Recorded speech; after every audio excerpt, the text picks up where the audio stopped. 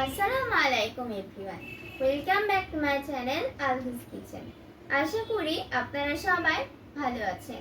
আমি আজকে তৈরি করছি মজারেলা চিজ। এই রেসিপি শিখে গেলে আর দোকান থেকে কিনে খেতে হবে না। আশা করি এই রেসিপিটি আপনাদের অনেক ভালো লাগবে। চলুন চলে যাচ্ছি মূল রেসিপিতে। মজারেলা চিজ বানানোর জন্য এখানে আমি 2 লিটার গরুর খাঁটি দুধ নিয়েছি। অবশ্যই এখানে খাঁটি দুধটা নেওয়ার চেষ্টা করবেন। দোকানের প্যাকেটের দুধ দিয়ে মজারেলা চিজ খুব একটা ভালো হয় না। আঙুল ডুবিয়ে রাখা যায় দুধটাকে এমন গরম করে ভিনেগার দেব আর অন্য হাতে নাড়তে থাকবো।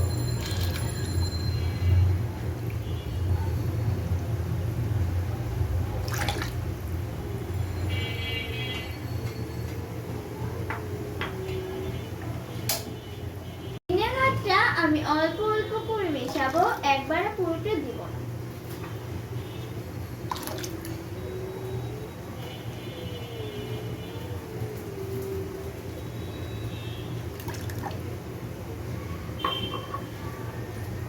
দেখতেই পাচ্ছেন কি সুন্দর করে দুধটা খেতে গিয়ে ছানা পাকিয়ে গিয়েছে।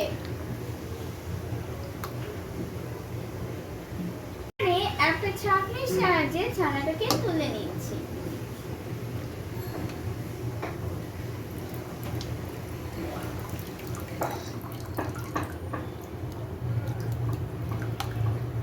ছাঁকার আগে গরম পানিতে 2 মিনিট রেখে দিয়েছিলাম।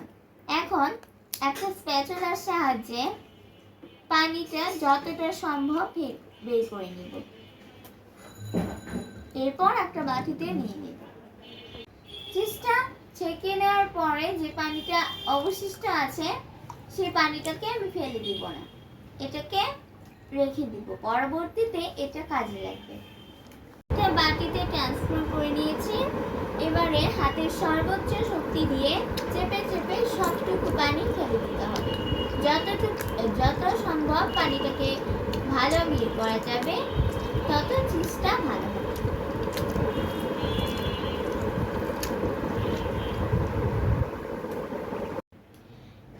চিজের যে পানিটা রেখেছিলাম আগে থেকে সেটার মধ্যে এখন আমি দিয়ে দিচ্ছি 2 টেবিল চামচ লবণ। পানিটা হালকা ঠান্ডা হয়ে গিয়েছিল, তাই আমি পানিটাকে আবার একটু গরম করে নিয়েছি। এখন এর মধ্যে চিজটাকে দিয়ে 10 সেকেন্ড রেখে দিব। 10 সেকেন্ডের বেশি রাখা যাবে না, তাহলে চিজটা নরম হয়ে যাবে।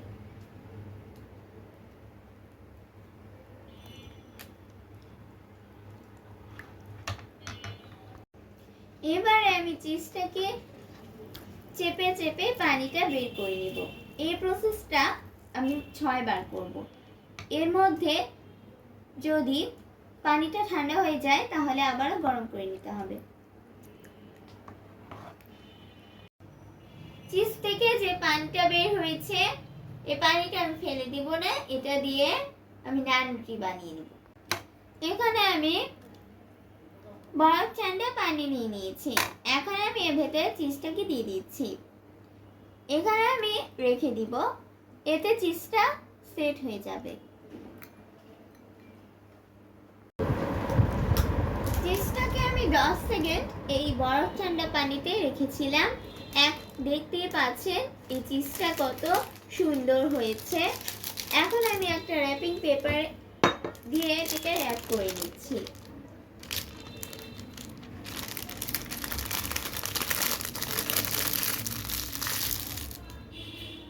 ভালোভাবে এটাকে এয়ারটাইট করে 5 থেকে 6 ঘন্টার জন্য ফ্রিজে রেখে দিব। ফিরে এলাম 6 ঘন্টা পর। এবার আমি এই চিজটাকে খুলে নিচ্ছি।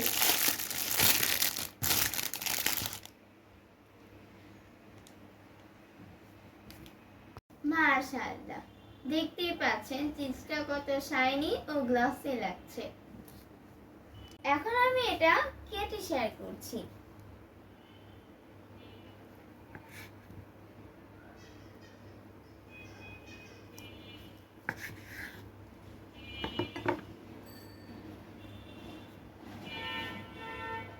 এখন আমি চিজটাকে গ্রেট করে নিচ্ছি।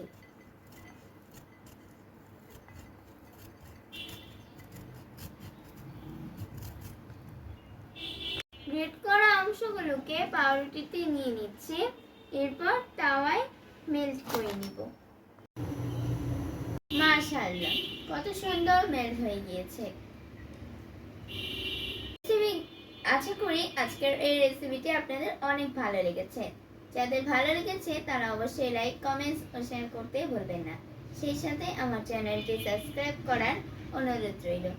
আবার দেখা হবে অন্য কোনো রেসিপি নিয়ে। সে পর্যন্ত সবাই ভালো থাকবেন। আল্লাহ হাফেজ।